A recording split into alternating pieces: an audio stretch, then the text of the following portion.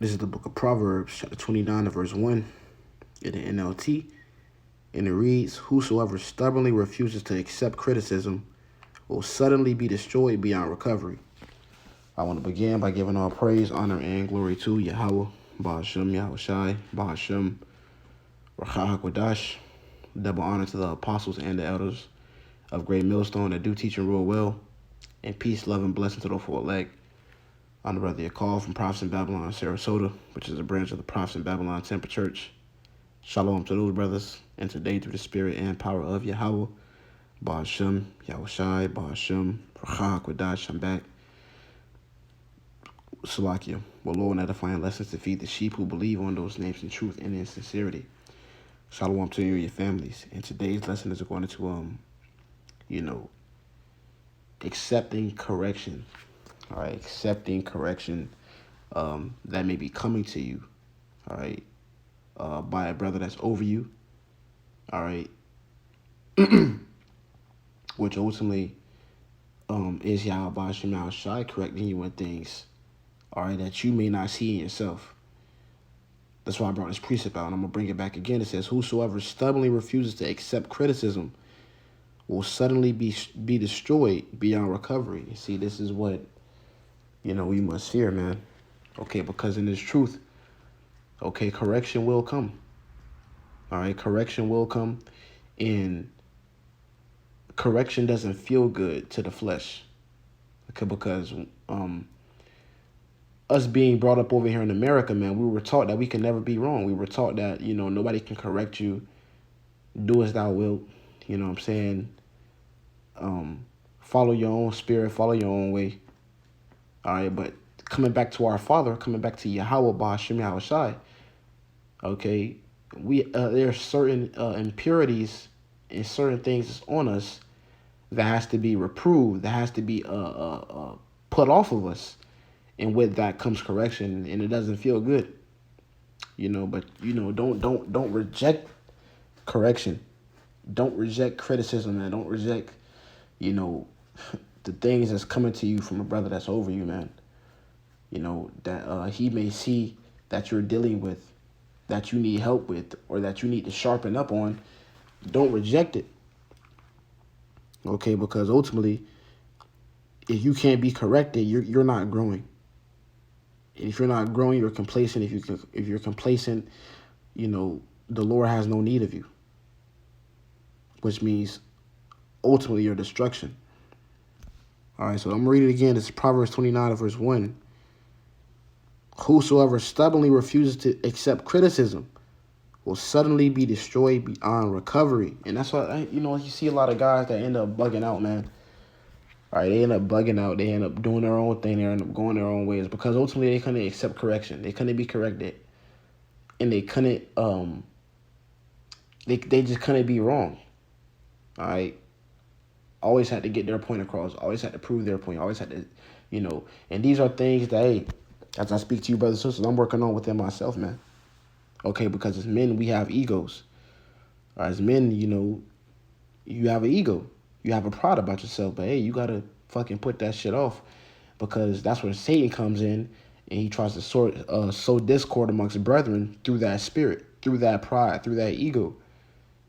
Okay, you have to just learn to say, okay, brother, call it about your mouth shy and just fucking deal with it. Okay, maybe it's for your betterment. Maybe it's not just a brother getting under your skin. Maybe it's not just a brother trying to hop up on you. Maybe it's the Lord saying, okay, you need to correct this. Or maybe, hey, brother, you need to correct this. All right? So, I'm going back again. It says, "Whosoever stubbornly refuses to accept criticism will suddenly be destroyed beyond recovery." And once again, great examples of men in Israel, once great men, great men, elders, they fall away because they couldn't be corrected. Now they're teaching their own thing. They're going their own way. They're beyond recovery now. All because of their pride wouldn't allow them to be corrected, which means they couldn't grow. This is Sirach 32 and verse 17. It says, "A sinful man will not be reproved, but findeth an excuse according to his will." And we're not here to do our will. We're here to do the will of the Lord. The will of Yahweh Ba'ashem Yahushua, man. All right?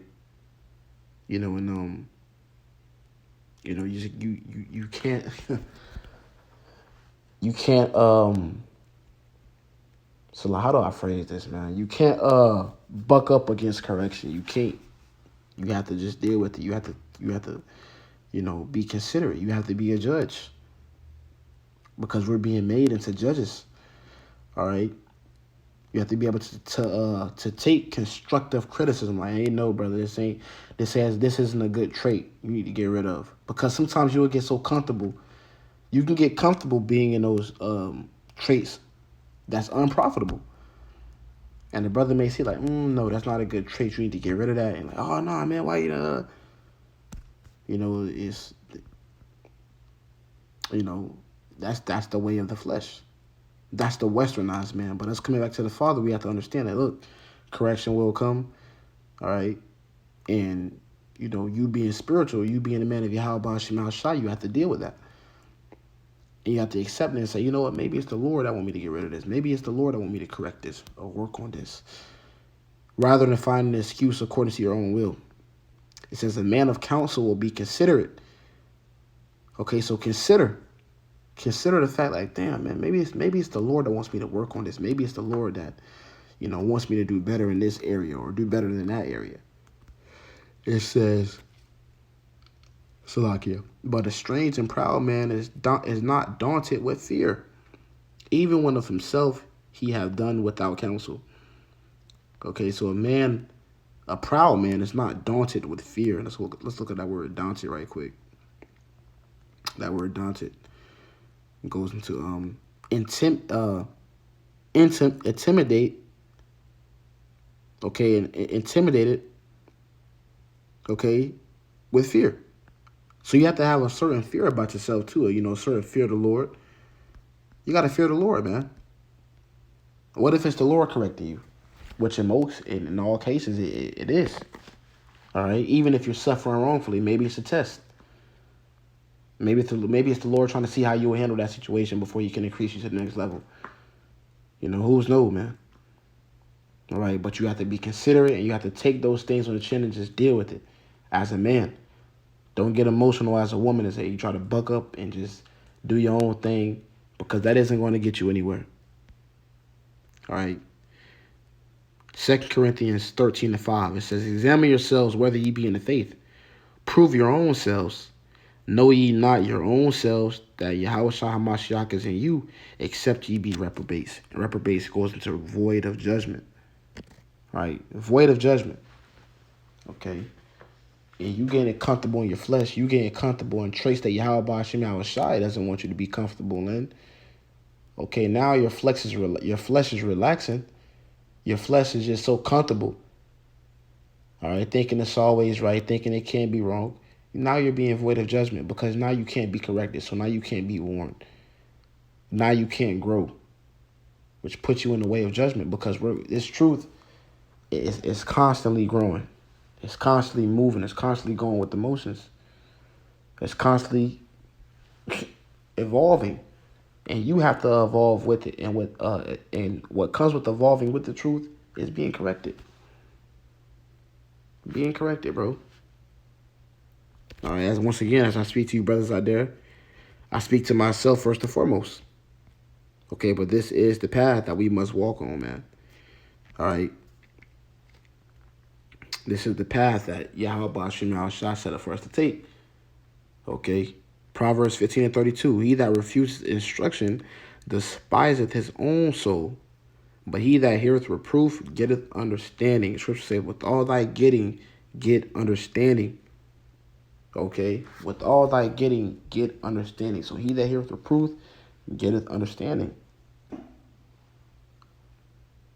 So you get reproved.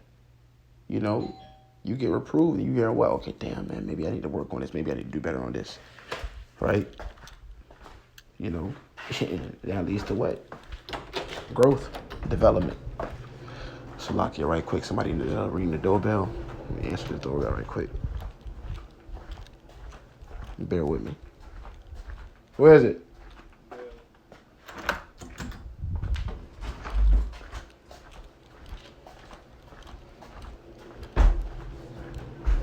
Calm, but like I was saying, All right, Proverbs 15:33 again.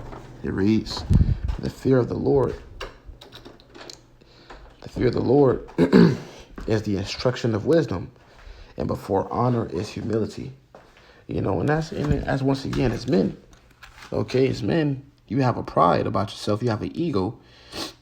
But before that honor is humility. You have to, taking the low route. Saying, you know what, damn, man. Being able to be corrected. Being able to just deal with it. That's a part of humility. That's a part of becoming a greater judge. Taking that constructive criticism. Taking that reproof that a brother may give you. Instead of just fucking bucking up. Because that's where Satan comes in, man. All right, and knowing the times that we're in, okay, we're in a time where Satan is on the loose. Satan is out here, bro.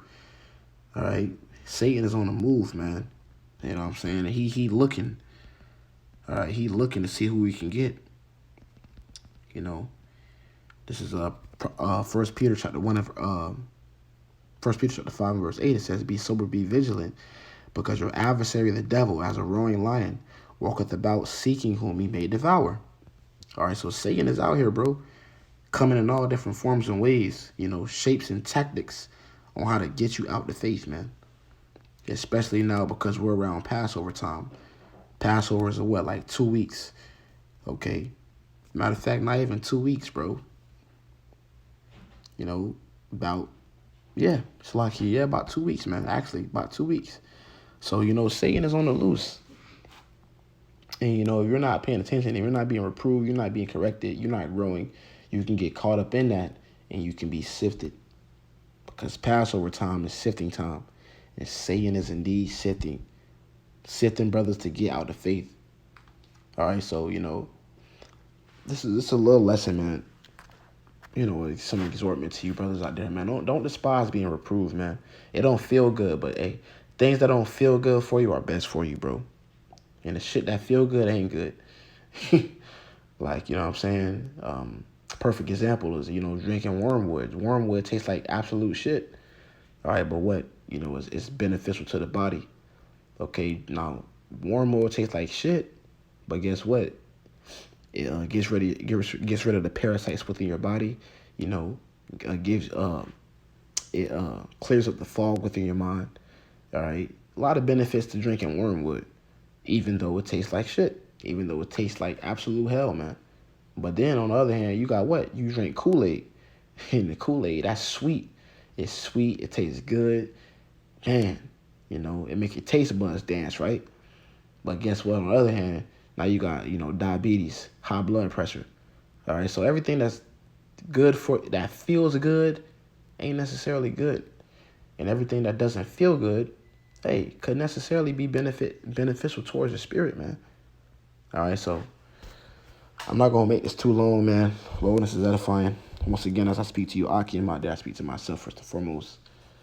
I'm going to close out by giving all praise, honor, and glory to Yahweh, Ba'ashem, Yahweh Shai, Ba'ashem, Rakak Wadash. Double honor to the apostles and the elders of Great Millstone that do teach you real well. Till the next time I do say shalom to the hopeful elect brothers out there, man. That's fighting in truth and in sincerity. Shalom.